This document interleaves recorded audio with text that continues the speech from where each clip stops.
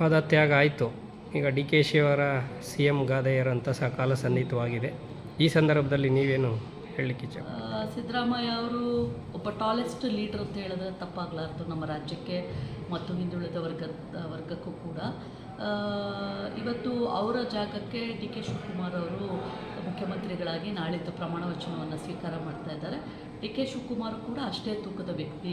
ಕಾಂಗ್ರೆಸ್ ಪಕ್ಷವನ್ನು ತಳಮಟ್ಟದಿಂದ ಕಟ್ಟಿ ಹಲವಾರು ಹುದ್ದೆಗಳನ್ನು ಸ್ವೀಕರಿಸಿ ತನ್ನ ಕೈಲಾದಂಥ ಪ್ರಾಮಾಣಿಕವಾದಂಥ ಕೆಲಸವನ್ನು ಪಕ್ಷವನ್ನು ಸಂಘಟನೆ ಮಾಡೋದ್ರ ಮುಖಾಂತರ ಮತ್ತು ತನಗೆ ಸಿಕ್ಕಂಥ ಸಂದರ್ಭದಲ್ಲಿ ಜನರಿಗೆ ಕೆಲಸ ಮಾಡೋದ್ರ ಮುಖಾಂತರ ಬೆಳೆದು ಬಂದಂಥ ನಾಯಕ.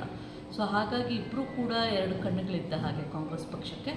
ಅವ್ರಿಗೂ ಕೂಡ ಕಾಂಗ್ರೆಸ್ ಪಕ್ಷ ಸಿದ್ದರಾಮಯ್ಯ ಸರ್ ಅವರಿಗೆ 8 ವರ್ಷಗಳ ಕಾಲ, ಕಳೆದ ಸರ್ಕಾರದಲ್ಲಿ 5 ವರ್ಷ, ಈಗ 3 ವರ್ಷಗಳ ಕಾಲ, 8 ವರ್ಷಗಳ ಕಾಲ ಮುಖ್ಯಮಂತ್ರಿ ಆಗಲಿಕ್ಕೆ ಅವಕಾಶ ಮಾಡಿಕೊಟ್ಟಿದೆ.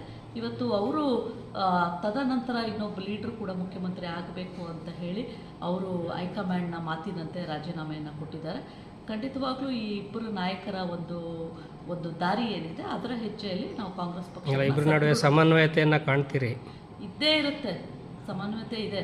ತಾವು ಮಾಧ್ಯಮದವ್ರು ಅಷ್ಟೇ ಸಮನ್ವಯತೆ ಇಲ್ಲದೆ ಇರೋ ಹಾಗೆ ತೋರಿಸೋದು ಇಲ್ಲ. ನಮಗೇನು ಯಾರ ಮೇಲೇನು ಕೋಪ ಇಲ್ಲ, ಬಟ್ ಅಲ್ಲಿರೋಂಥ ವ್ಯತ್ಯಾಸಗಳು ಹೇಳಬೇಕಾಗತ್ತಲ್ಲ, ಹಾಗಾಗಿ ಹೇಳಿರ್ತೀವಿ.